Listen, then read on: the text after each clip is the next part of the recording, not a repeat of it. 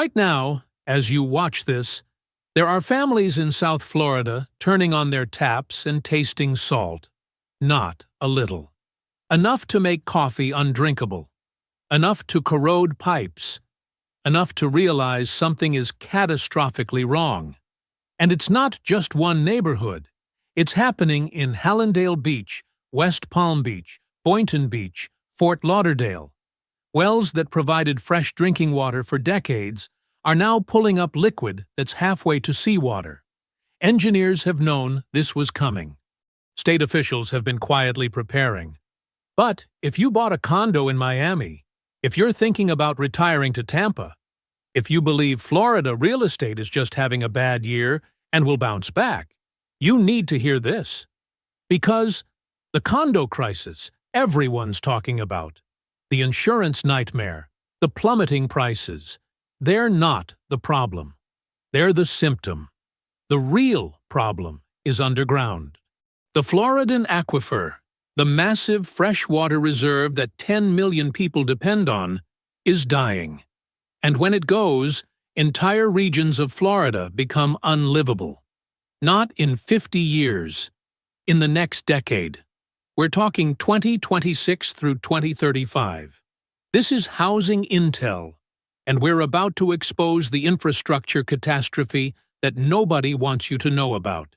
Hit subscribe, because this changes everything you thought you knew about Florida real estate.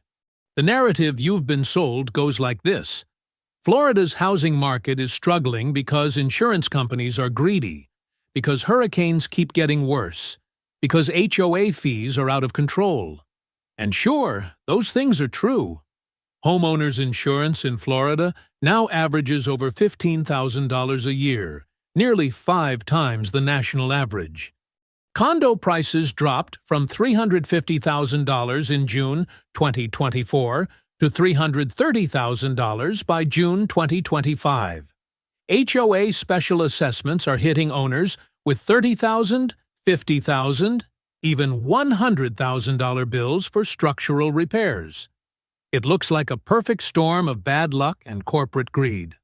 But dig deeper, talk to civil engineers, look at what the Florida Department of Environmental Protection isn't saying out loud, and a very different picture emerges. Florida isn't just expensive to insure because of hurricanes. It's expensive because the entire state is built on a foundation that's crumbling, literally. The aquifer system that provides fresh water to cities from Miami to Jacksonville is being invaded by saltwater from the coasts. The ground beneath condos and homes is sinking in some areas, swelling in others. And the infrastructure meant to manage water, both drinking supply and flood control, is failing in ways that make the surfside collapse look like a preview of coming attractions. Let's start with something most people have never heard of, but absolutely should understand. The Floridan Aquifer. Picture an underground ocean of fresh water stretching beneath 100,000 square miles across Florida, southern Georgia, South Carolina, and Alabama. It's one of the most productive aquifers on Earth, supplying drinking water to over 10 million people. For decades, Florida's explosive growth was built on a single assumption: that this water would always be there, always be fresh, always be accessible. Drill a well, pump it up, problem solved. Miami-Dade, Broward, Palm Beach, Hillsborough. Every major coastal county depends on this aquifer. But here's what's happening right now in 2025, accelerating into 2026.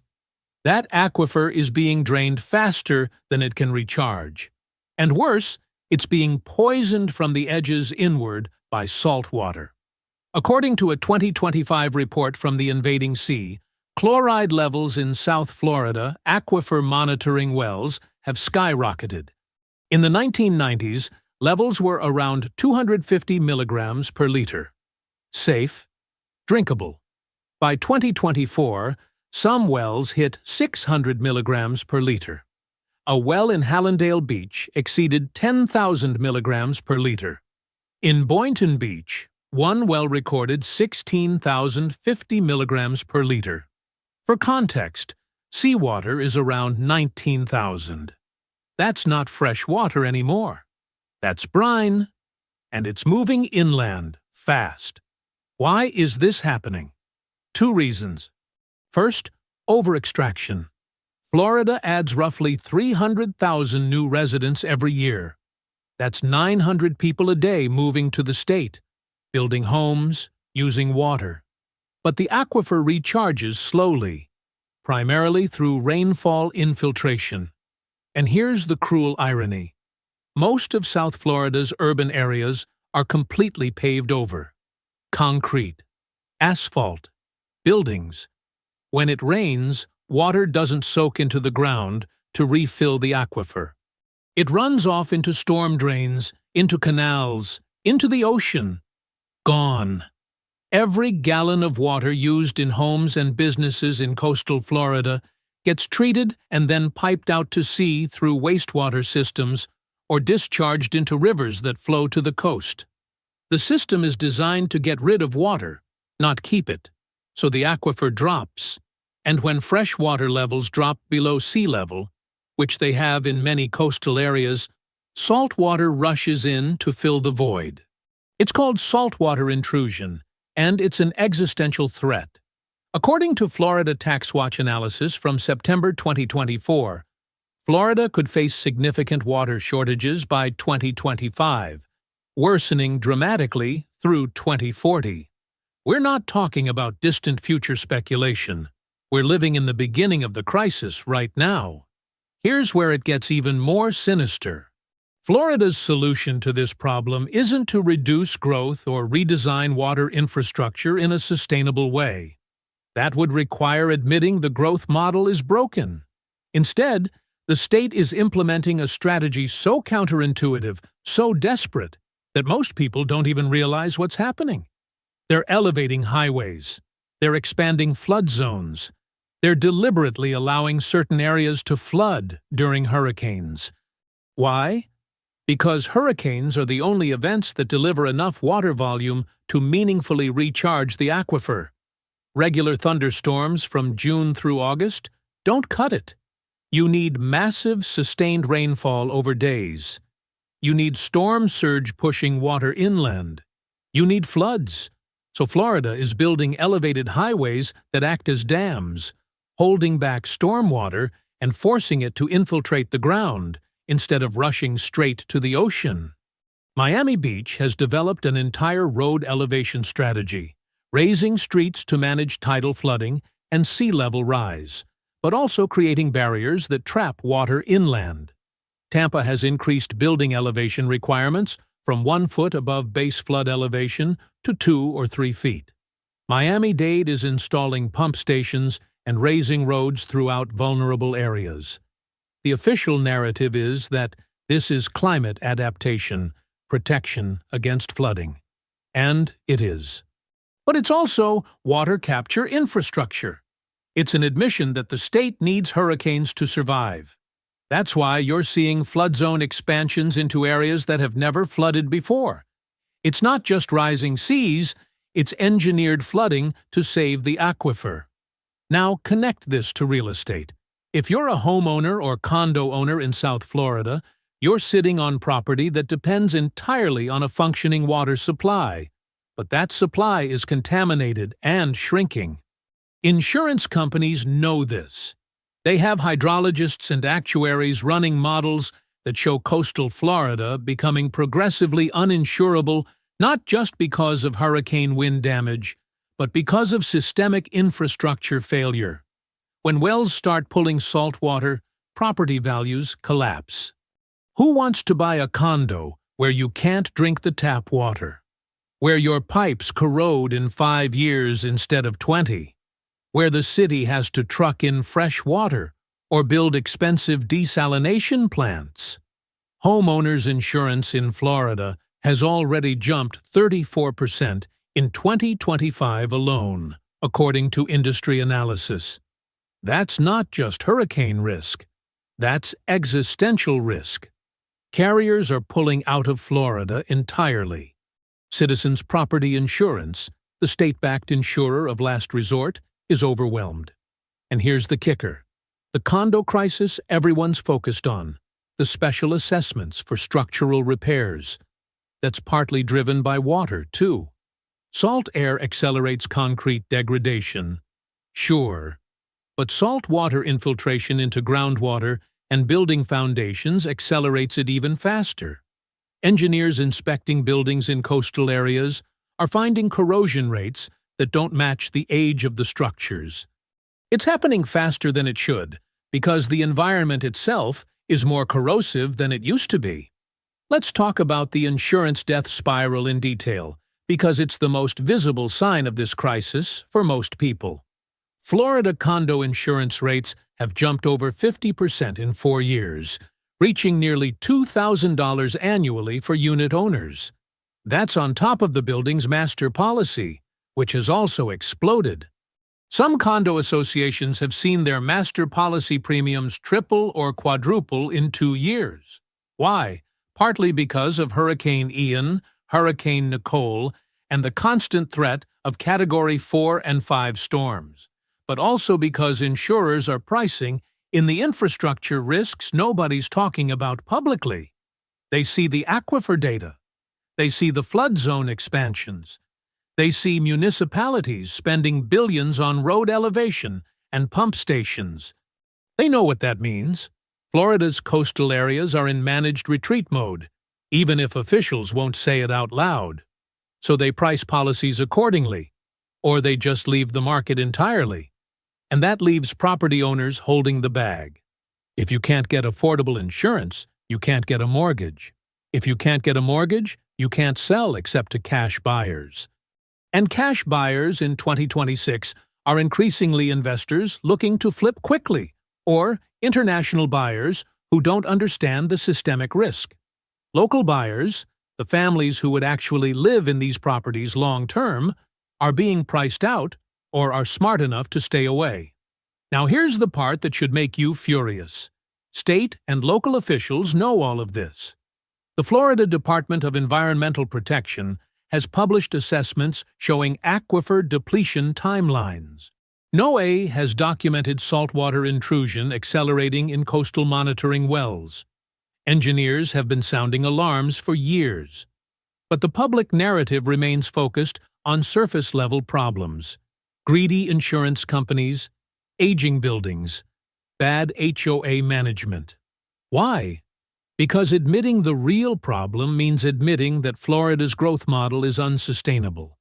It means admitting that you can't add 900 people a day to a peninsula with a dying aquifer and expect it to work. It means scaring away the investment and migration that drives the state's economy. So instead, the crisis gets repackaged. It becomes about climate change, which is real but also conveniently abstract and blame-diffusing. It becomes about federal disaster relief and infrastructure funding. Governor DeSantis created the Resilient Florida program, $1.8 billion in state funding for sea level rise and flood preparation. That sounds proactive. But it's also an admission that the problem is too big for local governments to handle. And here's where the federal angle comes in. If Florida can frame this crisis as climate change-driven, the state becomes eligible for hundreds of billions in federal infrastructure funding. The bipartisan infrastructure law allocated $1.2 trillion for national projects. Florida is positioning itself to capture a massive share of that by presenting coastal flooding and water management as climate adaptation, not as consequences of unsustainable development. In other words, the rest of the country will be asked to subsidize Florida's growth mistakes. The narrative is already being set. You'll hear more and more about climate resilience, less and less about aquifer depletion and overdevelopment. So what does this mean for you if you own property in Florida, or if you're thinking about buying? First, understand that not all of Florida is equally vulnerable. Inland areas with higher elevation and access to deeper, less contaminated aquifer zones will fare better. The Panhandle, parts of central Florida, areas away from the coasts have more breathing room. But if you own or are considering buying in Miami-Dade, Broward, Palm Beach, Hillsborough, Pinellas, Collier, Lee, any of the major coastal counties, you need to ask hard questions. What is the source of drinking water for this property? Is it municipal supply from the aquifer? Or is there desalination involved? What are the historical and projected chloride levels in local monitoring wells? Has the property flooded in the past 5 years, even during non-hurricane events? That's a sign of rising groundwater tables and saltwater intrusion. What are the insurance costs not just now, but projected over the next 5 years? If your HOA or insurance agent can't or won't answer those questions, that's a red flag the size of a hurricane warning. Second, understand that this crisis will unfold in stages. Right now, in late 2025 moving into 2026, we're in the denial and blame-shifting stage. Insurance companies are the villains. HOAs are incompetent.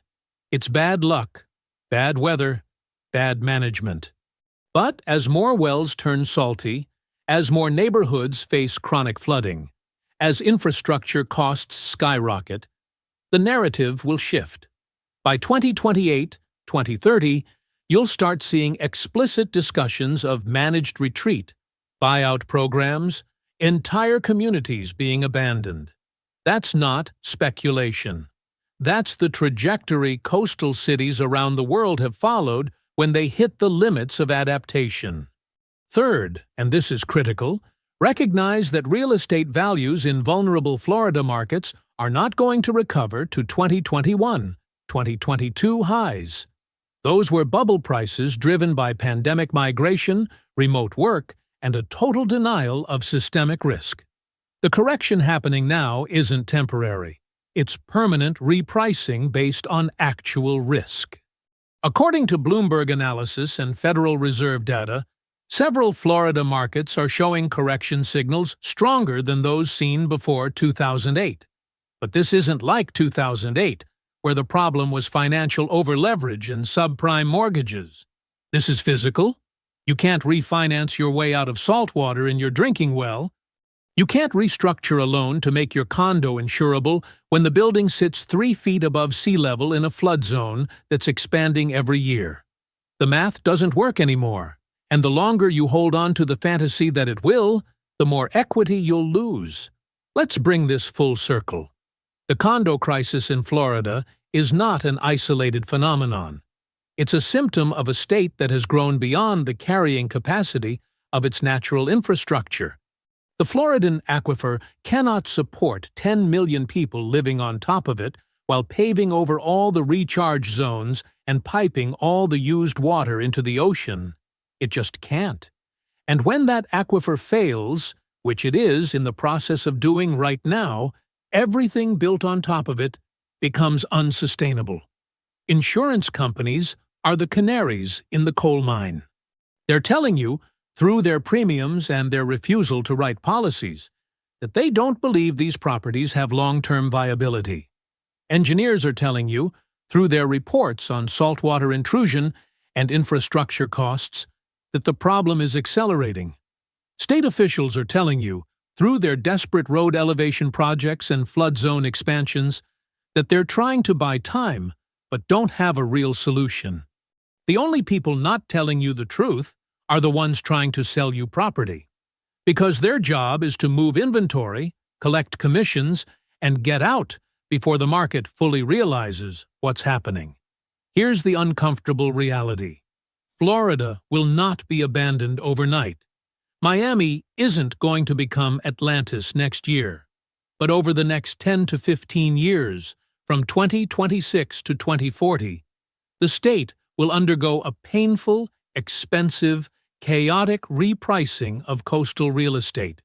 Properties that are currently worth hundreds of thousands of dollars will lose 30, 40, 50% of their value as insurance becomes impossible to obtain, as water quality deteriorates, as infrastructure costs explode, and as buyers finally understand the risk. Some neighborhoods will see organized retreat, with government buyout programs offering pennies on the dollar compared to what people paid. Other areas will simply decline into neglect, becoming zones where only cash buyers willing to self-insure will operate, essentially creating a speculative slum market. And through it all, the official narrative will blame climate change, will ask for federal money, will promise that technology and resilience investments will save the day.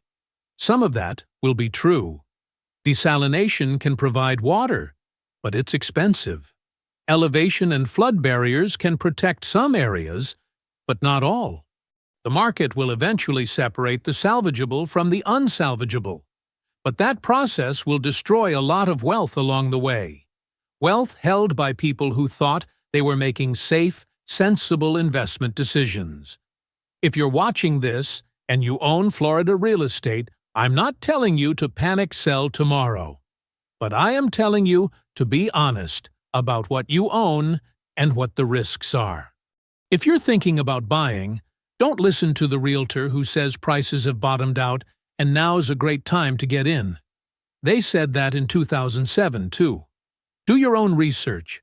Look at aquifer monitoring data. Look at FEMA flood maps and how they're changing. Look at insurance availability and cost trends, not just current prices. Talk to civil engineers, not just real estate agents.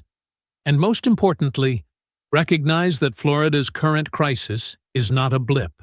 It's a reckoning. The state has been kicking the can down the road for decades, building and growing and extracting without considering the limits of the natural systems supporting it all. That bill is now coming due. And if you're holding property when the bill arrives, you're the one who's going to pay. The message is brutally clear. Florida's housing crisis isn't about insurance greed or bad luck with hurricanes. It's about a systematic failure of water infrastructure that makes large portions of the state unsustainable for long-term habitation. Condos are collapsing in value because the entire system beneath them is collapsing. Saltwater intrusion, aquifer depletion, engineered flooding, infrastructure costs in the billions, insurance death spirals, it's all connected. And the families and investors who don't understand that connection are the ones who will lose the most. But armed with this knowledge, you can make informed decisions. You can avoid the traps. You can sell before the market fully reprices. You can choose to invest in genuinely resilient areas instead of coastal fantasies. Knowledge is your greatest asset in a market this volatile. So if this breakdown opened your eyes to what's really happening in Florida, smash that like button right now. Subscribe to Housing Intel for data-driven real estate intelligence that exposes the crises nobody else wants to talk about. Ring that bell so you never miss an upload. And drop a comment below. Are you in Florida right now? Are you seeing signs of this crisis in your neighborhood? Are your HOA fees exploding? Is your tap water tasting different? We read every single comment because this is a community of people who refuse to be blindsided by market narratives. We'll see you in the next breakdown, where we reveal which U.S. housing markets are actually worth your money in 2026. Because sometimes, knowing where not to buy is the most valuable investment advice of all.